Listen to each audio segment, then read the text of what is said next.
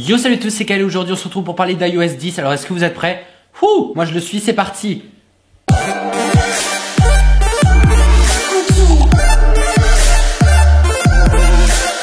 Waouh, que de nouveautés par rapport à iOS 10, Apple a vraiment tout déchiré. Et puisqu'il y a beaucoup de nouveautés, je vous propose qu'on commence par la première dès à présent. Siri vient de s'ouvrir aux applications tierces, ça fait vraiment beaucoup de bien. Désormais, en plus des requêtes que l'on connaît déjà, il sera désormais possible de commander par exemple un Uber directement via Siri. Il sera également possible de passer un appel via Skype ou via WhatsApp par exemple directement via Siri également, ou bien même d'envoyer un message via toujours WhatsApp par exemple, via Siri, vous l'aurez compris. Il suffit de lui dire Siri envoie un message à je ne sais qui via WhatsApp et dis-lui que Et Siri le comprendra désormais, ça c'est vraiment génial, il n'y a plus besoin de taper quoi que ce soit à l'écran.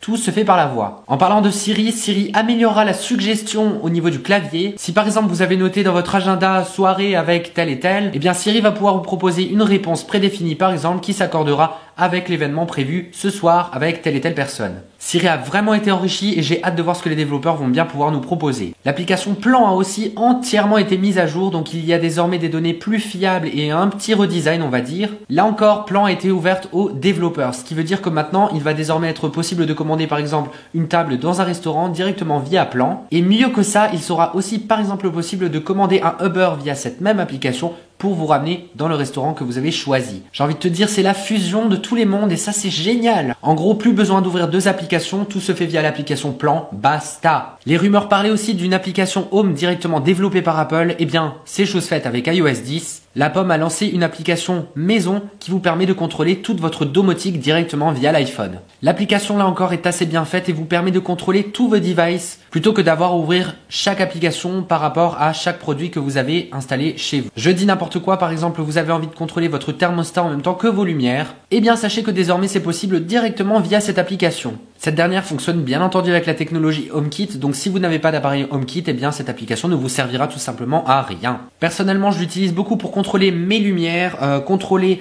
mes pièces, etc.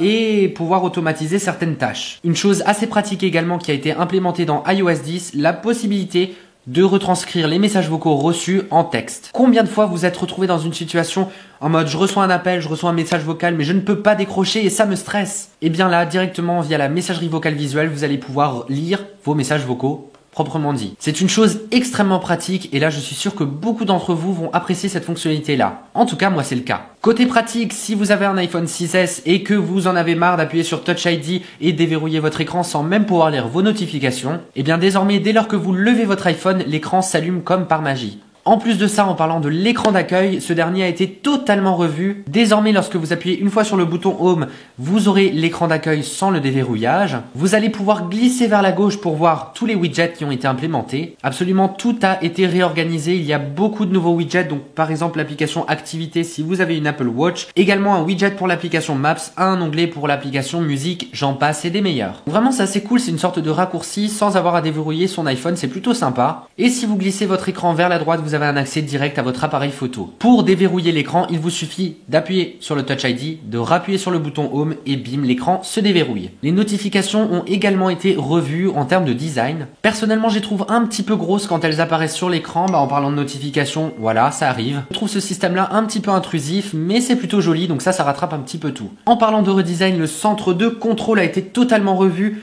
On a un redesign mais les mêmes fonctions sur la première page du centre de contrôle. Lorsque l'on glisse vers la gauche, on a un raccourci pour l'application Musique, qui est bien fichu d'ailleurs. Et lorsqu'on glisse encore une fois vers la gauche, on a un raccourci vers l'application Maison. Donc là, c'est très sympa. Si encore vous voulez contrôler rapidement votre maison, la lumière, etc., vous glissez deux fois et bim, on y est. Tant qu'on est dans le design, il en va de même pour l'application Santé qui a également été redessinée. Jusque-là, j'ai pas vu de fonction particulière, mais en tout cas, c'est plutôt sympa à voir. Pareil pour l'application Horloge qui arbore désormais un thème noir et une nouvelle fonctionnalité se coucher est apparue. Donc si vous voulez, cette fonction-là va essayer de réguler un petit peu votre rythme de sommeil en vous imposant une heure de coucher et une heure de réveil quotidienne. C'est plutôt sympa, ça évite de devoir programmer systématiquement un réveil et c'est censé être bon pour la santé, alors que demande le peuple? Voilà, j'ai tellement à vous dire que j'ai l'impression que je vais jamais finir cette vidéo. Autre grosse nouveauté, l'application Photo a été mise à jour exactement comme sur macOS. L'application va désormais pouvoir reconnaître ce que vous avez photographié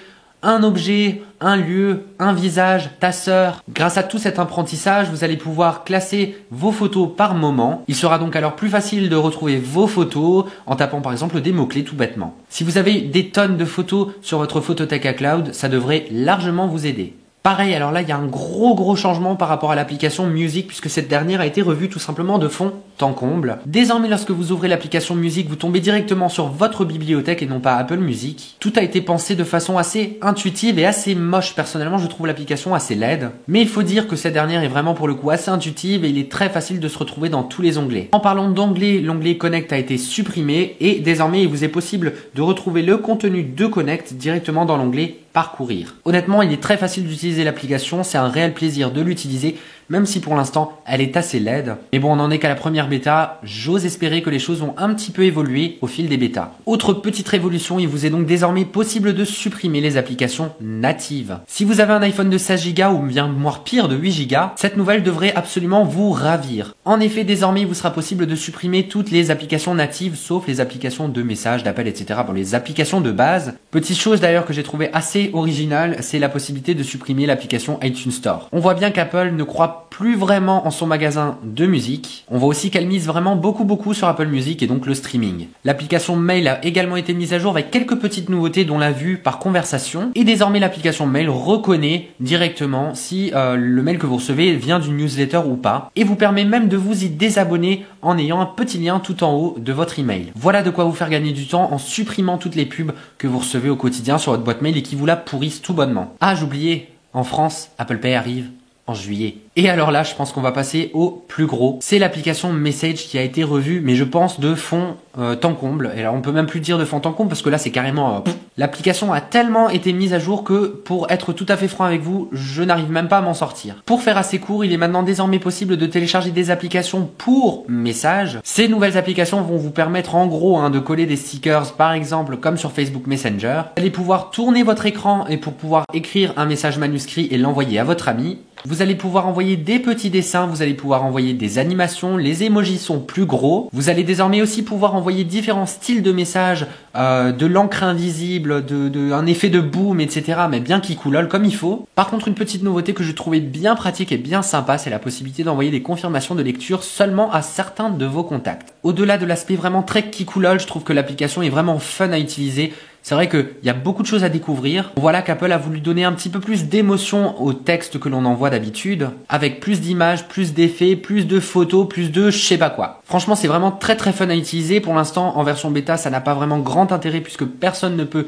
l'utiliser, ne peut répondre aux images qu'on envoie tout simplement. Mais je pense que quand tout le monde sera sous iOS 10, oui, parce que chez Apple, les mises à jour se font quasiment le jour même, vous et nous allons passer du bon temps à converser directement via l'application Message. Bon, voilà, écoutez, je pense que c'est vraiment à peu près tout. La vidéo est assez longue, je suis désolé, mais c'est vrai qu'il y a beaucoup de choses à dire par rapport à iOS 10. Personnellement, j'ai vraiment été bluffé par toutes les nouveautés qu'on a pu recevoir avec cette version-là. Je sais pas ce que vous en avez pensé, mais honnêtement, moi je suis vraiment emballé par cette nouvelle mise à jour. C'est vrai que pour iOS 9, j'ai été assez déçu, mais bon, Apple s'est bien rattrapé cette année-là. Je précise que si vous souhaitez installer iOS 10 sur votre iPhone, la version est très instable. Il y a beaucoup de crash, il y a beaucoup de lenteur, la batterie se vide très vite. Mais encore une fois, comme je l'ai dit dans mes précédentes vidéos, c'est tout à fait normal puisqu'il s'agit d'une version de développement. Donc si vous êtes intéressé par les nouveautés d'iOS 10, bien entendu, vous pouvez l'installer, mais faites très attention s'il s'agit de votre téléphone principal.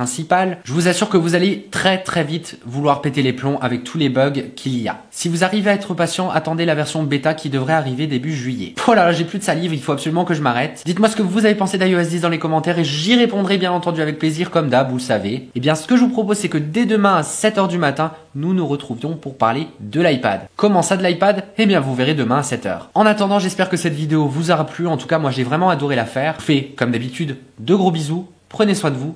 À demain. Bye.